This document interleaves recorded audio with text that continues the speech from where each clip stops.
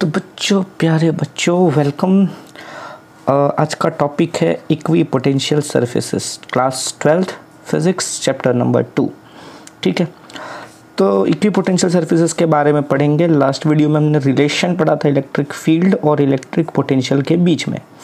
वो समझने के बाद ही ये टॉपिक समझ में आएगा, ऐसा मेरा मानना है। वैसे कई लोग यहाँ समझाते बीच में वो रिलेशन समझा देते हैं, बट फ़िलहाल मुझे ऐसा लगता है कि वो पहले समझ लें और फिर ये समझे तो ज़्यादा अच्छा है। आपकी मर्ज़ी है। तो पहले तो मैं डेफिनेशन बता दूँ इक्विपोटेंशियल सरफेस का कि इक्विपोटेंशियल सरफेस होता क्या है। डेफिनेशन लिखिए, it is a surface on which potential at each point is equal. Simple सी बात है। ठीक है, नाम ही बता रहा है इक्विपोटेंशियल सरफेस है, तो इसमें कुछ अनोखा नहीं है। इक्विपोटेंशियल मतलब इक्वल पोटेंशियल वाला सरफेस, यानी कि उस सरफेस के हर पॉइंट पर पोटेंशियल सेम रहेगा। राइट, सिंपल टर्म्स में लिखा है surface over which potential is constant. तो मैंने यहाँ पर एक पोटेंशियल इक्विपोटेंशियल सरफेस बना दिया है एक स्फीयर के शेप में। ठीक है, ये स्फीयर एक इक्विपोटेंशियल सरफेस है। ठीक है, मैंने इस पर 4 पॉइंट्स लिए, ए, बी, सी और डी। ए पर जो पोटेंशियल होगा उसको मैंने नाम दिया वी ए, बी के पोटेंशियल को वी बी और सी के पोटेंशियल को वी सी और डी के पोटेंशियल को वी डी। चारों पर पोटेंशियल सेम है, तो मैंने वही लिखा है V A equal to V B equal to V C equal to V D. तो ये इक्विपोटेंशियल सरफेस की डेफिनेशन है। Potential is equal of at each point, sorry.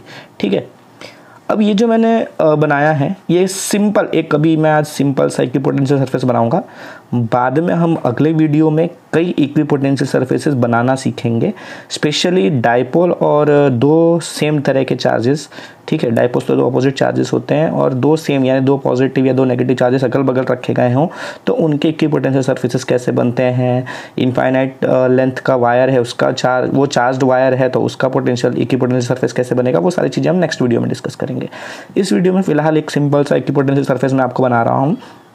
Suppose एक पॉइंट चार्ज है। ठीक है, पॉइंट चार्ज है मेरा प्लस क्यू। ठीक है, अब प्लस क्यू चार्ज है तो हमको पता है कि इस चार्ज के अगल बगल मुझे अगर पोटेंशियल निकालना है। ठीक है, इस चार्ज से आर डिस्टेंस पर ठीक है, आर डिस्टेंस पर पोटेंशियल कितना होता है, वी का फॉर्मूला होता है के क्यू बाय आर, बराबर है, यही होता है क्या। तो क्यू मेरा चार्ज है कैपिटल क्यू, तो के कैपिटल क्यू बाय और आर डिस्टेंस पर यानी इस पॉइंट पर पोटेंशियल कितना होगा, के क्यू बाय आर। अब मैं सेम इतने ही डिस्टेंस पर यहाँ पर पोटेंशियल निकाल रहा हूँ, सेम आर डिस्टेंस पर यहाँ पोटेंशियल निकालूंगा, यहाँ भी के क्यू बाय आर होगा। फिर से वही आर डिस्टेंस पर यहाँ, आर डिस्टेंस पर यहाँ, ऐसे यानी इसके अगल बगल कैपिटल क्यू के अगल बगल आर डिस्टेंस पर कितना, स्मॉल आर डिस्टेंस पर, ऐसे इनफाइनाइट पॉइंट्स मिलेंगे मुझे, मिलेंगे। ये बात मानते हो कि इस क्यू चार्ज से आर डिस्टेंस पर r r r r r ऐसे आर डिस्टेंस पर इनफाइनाइट पॉइंट्स मिलेंगे मुझे। ठीक है, जो कि इनफाइनाइट मतलब बहुत सारे पॉइंट मिलेंगे, इनफाइनाइट नहीं कह सकता, बहुत सारे पॉइंट्स मिलेंगे। इन सारे पॉइंट्स को अगर मैं जोड़ूं, ठीक है, इन सारे पॉइंट्स को जॉइंट करूँ तो एक ऐसा सरफेस बनेगा। अब मेरी नोटबुक में तो ये एक सर्कल के फॉर्म में दिख रहा है, राइट, क्योंकि ये प्लानर ऑब्जेक्ट है। ठीक है, प्लानर सरफेस है, प्लेन है, इसमें एक सर्कल बन रहा है। लेकिन इमेजिन करो कि एक चार्ज स्पेस में रखा हुआ है, स्पेस में रखा हुआ है पॉइंट चार्ज, तो उसके चारों तरफ, ठीक है, उसके चारों तरफ आर डिस्टेंस पर सेम पोटेंशियल मिलेगा। और अगर मैं उन सारे पॉइंट्स को जोड़ूं तो एक स्फीयर बनेगा। राइट, तो एक पॉइंट चार्ज के अगल बगल जो इक्विपोटेंशियल सरफेस बनता है वो एक स्फीयर होता है। ठीक है, पॉइंट चार्ज के अगल बगल जो इक्विपोटेंशियल सरफेस बनेगा वो कैसा होगा, स्फीयर होगा। और उन हर पॉइंट पर पोटेंशियल सेम है क्योंकि नाम ही है इक्विपोटेंशियल सरफेस। ठीक है, तो उम्मीद करता हूँ कि इसका डेफिनेशन आपको अब तक क्लियरली समझ में आ गया होगा कि इक्विपोटेंशियल सरफेस वाकई में है क्या। एक सिंपल सा न्यूमेरिकल टाइप का क्वेश्चन लिया था कि थोड़ा सा उसका कॉन्सेप्ट समझ में आ जाए हमको। जैसे मैंने लिखा है, draw equipotential surface having potential 9 × 10⁹ volt. एक इक्विपोटेंशियल सरफेस ड्रॉ करो जिसके ऊपर पोटेंशियल कितना होगा, 9 × 10⁹ volt, around a charge of 2 coulomb. एक 2 कूलम का चार्ज रखा है, पॉइंट चार्ज है। ठीक है, उसके अगल बगल हमको इक्विपोटेंशियल सरफेस ड्रॉ करना है। ऐसा सरफेस जिस सरफेस पर पोटेंशियल की वैल्यू कितनी हो, इतनी हो। तो आपको कैसे ड्रॉ करोगे, मैंने बताया पॉइंट चार्ज के अगल बगल इक्विपोटेंशियल सरफेस कैसा बनता है, स्फीयर के शेप में बनता है, पीछे ही देखा हमने। अच्छा, पोटेंशियल की वैल्यू दे दी है हमको 9 × 10⁹ वोल्ट। ठीक है, इतना पोटेंशियल हमको लेना है। ठीक है, पोटेंशियल का फॉर्मूला होता है के क्यू बाय आर। मैं क्या करूँगा यहाँ से, मुझे तो पता ही चल गया कि वो स्फीयर बनने वाला है। अब वो स्फीयर का मुझे खाली क्या चाहिए, रेडियस चाहिए। रेडियस मिल गया तो मैं स्फीयर आराम से बना सकता हूँ। ठीक है, तो मुझे रेडियस चाहिए, तो वी का फॉर्मूला होता है के क्यू बाय आर। मतलब मुझे क्या चाहिए, आर फाइंड करना है। ये आर यहाँ जाएगा तो वी नीचे आ जाएगा, तो आर इक्वल टू क्या जाएगा, के क्यू बाय वी। के की वैल्यू कितनी होती है, याद हो, 9 × 10⁹ इलेक्ट्रोस्टैटिक कांस्टेंट। ठीक है, इनटू क्यू कितना बोला है मुझे, 2 कूलम चार्ज बोला है ना, 2 कूलम चार्ज के अगल बगल बनाना है, तो 2 डाल दिया अपॉन वी कितना बोला है क्वेश्चन में दिया है, वी की वैल्यू 9 × 10⁻9 है, ठीक है।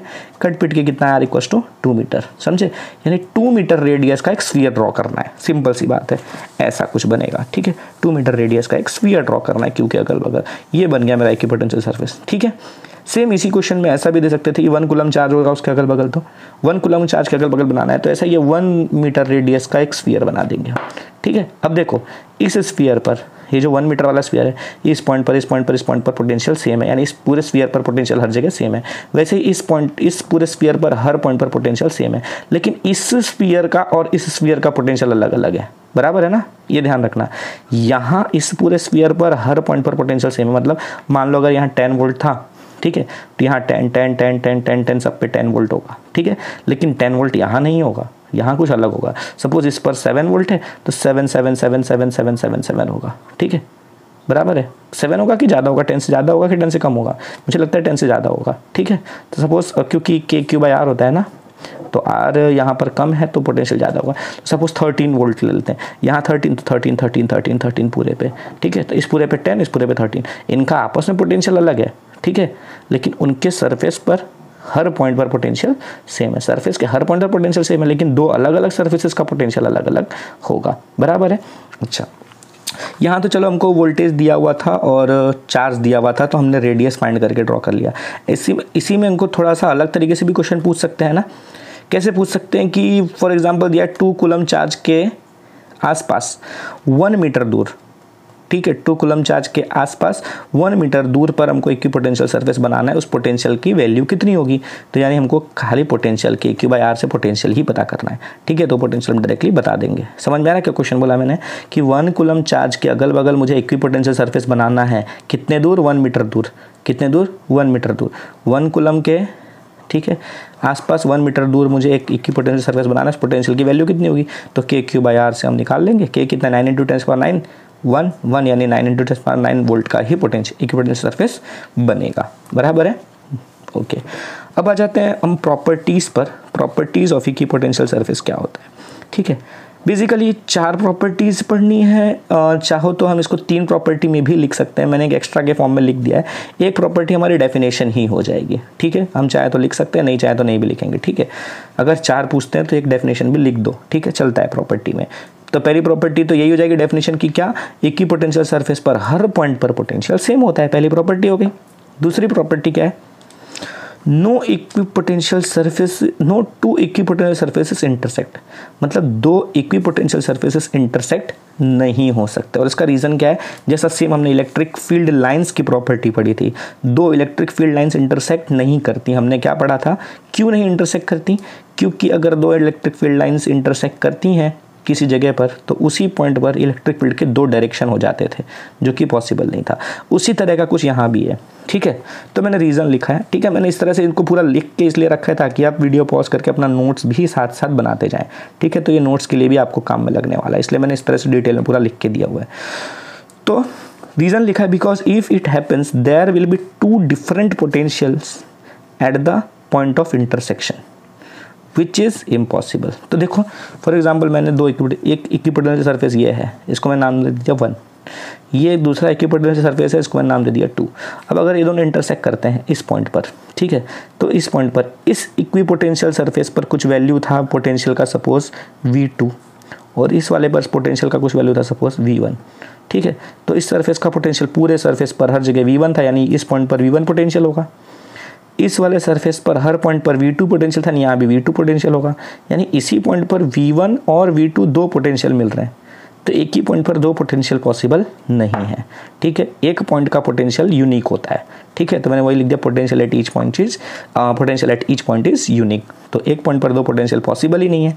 तो अगर हम ये मान लें कि 2 इक्विपोटेंशियल सरफेसेस इंटरसेक्ट कर रहे हैं मतलब एक ही पॉइंट पर 2 पोटेंशियल मिल रहे हैं, जो कि प्रैक्टिकली पॉसिबल नहीं है। इसीलिए हम ये मानते हैं कि 2 इक्विपोटेंशियल सरफेसेस इंटरसेक्ट नहीं करते। क्लियर है क्या पहली प्रॉपर्टी, सॉरी दूसरी वाली प्रॉपर्टी। ओके, आते हैं थर्ड प्रॉपर्टी पर। थर्ड प्रॉपर्टी है the work done in moving a charge on an equipotential surface is 0। अगर कोई इक्विपोटेंशियल सरफेस है और आप उस सरफेस पर किसी चार्ज को मूव करवाना चाहते हैं 2 पॉइंट्स के बीच में, तो उसको मूव करवाने के लिए कोई वर्क नहीं करना पड़ेगा। बिना वर्क किए ही वो चार्ज एक पॉइंट से दूसरे पॉइंट पर उस सरफेस पर मूव कर सकता है। अब इसको कैसे समझेंगे? तो इसको हम समझेंगे बाय डेफिनेशन। ठीक है, सपोज मुझे एक क्यू वैल्यू का चार्ज, ठीक है, स्मॉल क्यू वैल्यू का चार्ज है, उसे मुझे ए पॉइंट से बी पॉइंट पर ले जाना है। ठीक है, कहाँ ले जाना है? ए से बी पर ले जाना है। तो उसके लिए मान लो मुझे कुछ वर्क करना पड़ेगा W। क्या करना पड़ेगा? Work W। तो अगर याद हो, हमने पोटेंशियल की डेफिनेशन में ही पढ़ा था कि delta V is W by Q. ठीक है, delta V is W by Q, याद हो तो। ठीक है, तो डेल्टा V यानी change in potential, right, is equal to work done पर यूनिट चार्ज, तो वर्क डन बाई चार्ज। तो मैंने ए से बी के लिए चार्ज को जब मूव करवाया तो मैंने वर्क किया W, और वो W को मैं Q से डिवाइड कर दूं तो मुझे मिल जाएगा दोनों पॉइंट्स के बीच का पोटेंशियल डिफरेंस। ठीक है, दोनों के बीच का पोटेंशियल डिफरेंस। अब हमको पता है कि क्योंकि ये इक्वी पोटेंशियल सरफेस है तो A और B दोनों का पोटेंशियल कैसा है? सेम है क्या? सेम है। तो V और VA का डिफरेंस यानी डेल्टा V कितना आएगा? 0 आएगा। तो डेल्टा V कितना आएगा? 0। तो ये हो गया मेरा 0, यानी W बाई क्यू की वैल्यू कितनी हो गई? 0। अब ये क्यों आ जाके मल्टीप्लाई हो गया, तो Q इंटू 0 क्या हो जाएगा? 0। तो W की वैल्यू कितनी हो गई? 0। यानी मतलब क्या हुआ कि अगर A से B तक मैं चार्ज को मूव करता हूँ, यानी किसी इक्वी पोटेंशियल सरफेस पर 2 पॉइंट्स के बीच में हम चार्ज को मूव करना चाहें तो हमको कोई वर्क नहीं करना पड़ता। ठीक है, ये याद रखना है। सारी प्रॉपर्टीज़ ध्यान रखनी है, क्वेश्चन में पूछते हैं। ठीक है, 2 या 3 या 4 मार्क्स में इस क्वेश्चन को पूछा जाता है। एक्सप्लेन करने भी आना चाहिए। ठीक है, एक्सप्लेन करने के लिए रीज़न 1 मार्क्स में पूछ सकते हैं। ठीक है, तो प्रिपेयर्ड रहना। फोर्थ प्रॉपर्टी है equipotential surface is perpendicular to electric field at each point. हर पॉइंट पर इक्विपोटेंशियल सरफेस जो है वो इलेक्ट्रिक फील्ड के परपेंडिकुलर होगा, ये फिक्स है। यानी कि देखो, मैंने एक पॉइंट चार्ज लिया प्लस क्यू, इसका ये इक्विपोटेंशियल सरफेस है स्फीयर के शेप में, और हमको पता है पॉइंट चार्ज के जो इलेक्ट्रिक फील्ड लाइंस होती हैं वो रेडियली आउटवर्ड्स या इनवर्ड्स होती है। ठीक है, पॉजिटिव होगा तो आउटवर्ड्स, या मैंने पॉजिटिव लिया, मैंने इसलिए आउटवर्ड्स बनाया है। अब बोला है कि इलेक्ट्रिक फील्ड और जो इक्विपोटेंशियल सरफेस हैं वो दोनों एक दूसरे के परपेंडिकुलर होते हैं, ऐसा बोला गया है। ठीक है, ये प्रॉपर्टी है। अब इसको हम समझेंगे कैसे ये प्रॉपर्टी सही हो सकती है। ठीक है, तो उसके लिए मैं फिर से वो रिलेशन यूज़ करूँगा जो हमने लास्ट वीडियो में पढ़ा था। अगर आपने नहीं पढ़ा है, आपको नहीं पता वो रिलेशन, तो एक बार जाकर वो वीडियो देख लेना। ठीक है, तो रिलेशन है dv equals to minus E bar dot D R bar. ठीक है, minus E bar dot D R bar. ठीक है, ये रिलेशन हमने लास्ट टॉपिक में पढ़ा था। मैं इसको E D R cos theta भी लिख सकता हूँ क्या? डॉट प्रोडक्ट है, डॉट प्रोडक्ट को हम कॉस थीटा लगा सकते हैं। A bar dot B bar is A B cos theta. ठीक है, तो E bar dot D R bar is E D R cos theta, right. तो डी वी इक्वल्स टू हो गया minus E D R cos theta. Clear है? अच्छा, अब देखो, मैं ये इस पॉइंट से ये छोटे से डिस्टेंस के बीच में सोच रहा हूँ कि चार्ज को मूव करूँ, यहाँ से यहाँ मूव करके ले जाऊँ। ठीक है, स्मॉल डिस्प्लेसमेंट करवाऊँ चार्ज का, डी आर वैल्यू का डिस्प्लेसमेंट करवाना चाहता हूँ मैं। ठीक है, तो अगर मैं डी आर वैल्यू का डिस्प्लेसमेंट, स्मॉल डिस्प्लेसमेंट करवाऊँ, ठीक है, तो उसके लिए मुझे वर्क करना पड़ेगा, नहीं करना पड़ेगा, वह आपने यहाँ पे देख लिया। करना पड़ेगा क्या इक्विपोटेंशियल सरफेस में? नहीं करना पड़ता है। ठीक है, चलो, फॉर्मूला क्या है? D V equals to minus E dot D r होता है, यानी E D R cos theta है। ठीक है, अब बताओ इन दोनों पॉइंट्स के बीच में पोटेंशियल डिफरेंस कितना है? ये इक्विपोटेंशियल सरफेस है, तो इन दोनों पॉइंट्स के बीच का पोटेंशियल डिफरेंस कितना होगा? 0 होगा, यानी dv की वैल्यू कितनी होगी? 0 होगी। ठीक है, तो मैंने dv की वैल्यू ले ली 0। इसका मतलब क्या हुआ कि ये minus E D R cos theta, ये 0 हो गया ना, ये dv का वैल्यू 0 हो गया, तो यहाँ मैं 0 लिख दूँ, तो minus E D R cos theta क्या हो जाएगा? 0 हो जाएगा। तो मैंने लिख दिया minus E D R cos theta equal to 0, क्योंकि dv 0 है, this implies that E D R cos theta is 0। Clear है? ठीक है, माइनस उड़ा दिया, माइनस उधर जाएगा तो सॉल्व हो जाएगा, कोई प्रॉब्लम नहीं, इतना समझ में आता होगा मैथ सबको। अब हमको पता है यहाँ इलेक्ट्रिक फील्ड 0 तो है नहीं, D R displacement, small displacement लिया है मैंने, वो भी 0 नहीं है, यानी ना ई 0 है ना डी आर 0 है। इसका मतलब क्या हुआ कि कॉस थीटा 0 है। ये तीनों E D R cos theta तीनों का प्रोडक्ट दिया है 0। अब ना ई 0 है ना डी आर 0, इसका मतलब क्या हुआ कि कॉस थीटा 0 है। और कॉस थीटा कब 0 होता है? जब थीटा पाई बाय 2 होता है। इसका मतलब क्या हुआ कि ये इलेक्ट्रिक फील्ड और इक्विपोटेंशियल सरफेस यानी डिस्प्लेसमेंट डी आर, ई और डी आर दोनों एक दूसरे के परपेंडिकुलर है। समझ में आया कि इलेक्ट्रिक फील्ड जो है वो इक्विपोटेंशियल सरफेस के हमेशा परपेंडिकुलर होती है। ठीक है, अगर इस तरह से ना समझ में आ रहा हो, ठीक है, आप ये भी एक्सप्लेनेशन लिख सकते हो। अगर ये एक्सप्लेनेशन में प्रॉब्लम है तो एक दूसरा एक्सप्लेनेशन है जो मैंने पीछे लिखा हुआ है। ठीक है, उसको भी हम समझ लेते हैं। ठीक है, दोनों तरह से क्लियर कर लेते हैं। अब मान लो क्वेश्चन मतलब प्रॉपर्टी तो ये है कि इलेक्ट्रिक फील्ड और इक्विपोटेंशियल सरफेस दोनों एक दूसरे के परपेंडिकुलर होते हैं, ठीक है। अगर मैं मान लूँ कि परपेंडिकुलर नहीं है, ठीक है, लेट्स अज्यूम कि परपेंडिकुलर नहीं है अपनी मर्जी से, ठीक है, चेक करते हैं कि भाई जो प्रॉपर्टी बोली है वो सही है या गलत है। तो हम मान रहे हैं कि वो गलत है और हम लेके चल रहे हैं कि इलेक्ट्रिक फील्ड जो है वो परपेंडिकुलर नहीं है इक्विपोटेंशियल सरफेस के, यानी वो इक्विपोटेंशियल सरफेस से कुछ एंगल बना रहा है। ये मेरा इलेक्ट्रिक फील्ड है, ठीक है, ये कितना एंगल बना रहा है, थीटा एंगल बना रहा है सपोज, ठीक है। तो अगर ये इलेक्ट्रिक फील्ड सरफेस के साथ कुछ एंगल बना रहा है तो इस इलेक्ट्रिक फील्ड को मैं दो कंपोनेंट्स में रिजॉल्व कर सकता हूँ क्या। एक कंपोनेंट जो होगा सरफेस के टेंजेंशियल डायरेक्शन में, यानी टेंजेंट इसके, ठीक है, इस तरह से बनेगा, और एक जो कंपोनेंट होगा इलेक्ट्रिक फील्ड का वो सरफेस के परपेंडिकुलर होगा, ठीक है। तो ये वाले कंपोनेंट को मैंने नाम दिया ई कॉस थीटा, इसको मैंने नाम दे दिया ई साइन थीटा। क्लियर है क्या।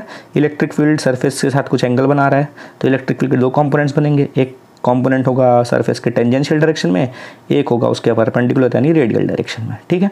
अच्छा, अब मैंने यहाँ क्या लिखा है देखो, ये पूरा एक्सप्लेनेशन फिर से वही बात नोट्स के लिए लिखा हुआ है पूरा, ठीक है, डिटेल में। If electric field is not perpendicular there will be a component of electric field along the surface, ठीक है। मतलब अगर इलेक्ट्रिक फील्ड परपेंडिकुलर नहीं है सरफेस के तो एक कंपोनेंट ऐसा होगा जो सरफेस के अलोंग होगा, ये वाला ई कॉस थीटा वाला, ठीक है। Which means to move a charge on the equipotential surface work is required to be done. क्या मतलब इसका, अब देखो अगर electric field along the surface, surface के अलोंग में इलेक्ट्रिक फील्ड का, वैसे यहाँ पर भी हर जगह पर सरफेस के अलोंग में एक इलेक्ट्रिक फील्ड प्रेजेंट होगी। तो अगर सरफेस के अलोंग में इलेक्ट्रिक फील्ड प्रेजेंट होती है तो जो चार्ज को मुझे मूव करना है इस सरफेस पर, तो चार्ज के मूवमेंट को इलेक्ट्रिक फील्ड अपोज करेगी, बराबर है। तो अगर चार्ज के मूवमेंट को इलेक्ट्रिक फील्ड अपोज करती है इसका मतलब मुझे वर्क करना पड़ेगा, ठीक है। अगर इलेक्ट्रिक फील्ड अपोज नहीं करती तो मुझे वर्क नहीं करना पड़ता, क्योंकि हमने जब कंसिडर किया था कि परपेंडिकुलर है, ठीक है। खाली अगर परपेंडिकुलर कंसिडर करूँ मैं, ठीक है, तो इस डायरेक्शन में अलोंग द सरफेस तो कोई फील्ड प्रेजेंट नहीं थी, यानी वो मोशन को अपोज नहीं करती। लेकिन अगर परपेंडिकुलर ना कंसिडर करूँ, कुछ एंगल बनाता हुआ कंसिडर कर लूँ, तो यहाँ एक कंपोनेंट है इलेक्ट्रिक फील्ड का, ये कंपोनेंट चार्ज के मोशन को अपोज करेगा और तब मुझे मोशन करवाने के लिए एक्स्ट्रा वर्क करना पड़ेगा, ठीक है। तो वर्क करना पड़ेगा, पर हमने पीछे क्या प्रॉपर्टी क्या पढ़ी कि इक्विपोटेंशियल सरफेस पे चार्ज को मूव करने के लिए कोई वर्क नहीं करना पड़ता। लेकिन अगर मैं इस तरह का कंडीशन लूँ तो मतलब मुझे यहाँ वर्क करना पड़ेगा, ठीक है। तो ये तो गलत एजम्पशन हो गया। तो मतलब ये कि ऐसा इलेक्ट्रिक फील्ड पॉसिबल नहीं है, यानी इलेक्ट्रिक फील्ड हमेशा सरफेस के इक्विपोटेंशियल सरफेस के हमेशा परपेंडिकुलर ही होगी। क्लियर है, ठीक है, ओके। और भी क्या लिख दिया मैंने आगे कि work is required to be done which violates the definition of equipotential surface, ठीक है। मतलब वो इक्विपोटेंशियल सरफेस के डेफिनेशन को ही वायलेट कर देती है। अगर हम ऐसा ले लें तो इलेक्ट्रिक फील्ड को इस तरह से कंसिडर कर लें, कुछ एंगल बनाती हुई ले लें, तो वो बाय जो डेफिनेशन है इक्विपोटेंशियल सरफेस का डेफिनेशन क्या है कि हर पॉइंट पर पोटेंशियल सेम होता है। और हर पॉइंट पर पोटेंशियल सेम होने का मतलब क्या हुआ कि दो पॉइंट्स के बीच का पोटेंशियल डिफरेंस जीरो होगा।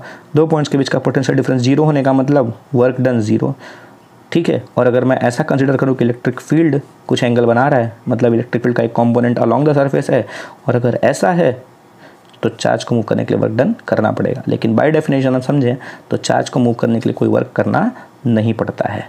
यानी इस तरह का जो एजम्पशन ले रहा हूँ मैं वो गलत है।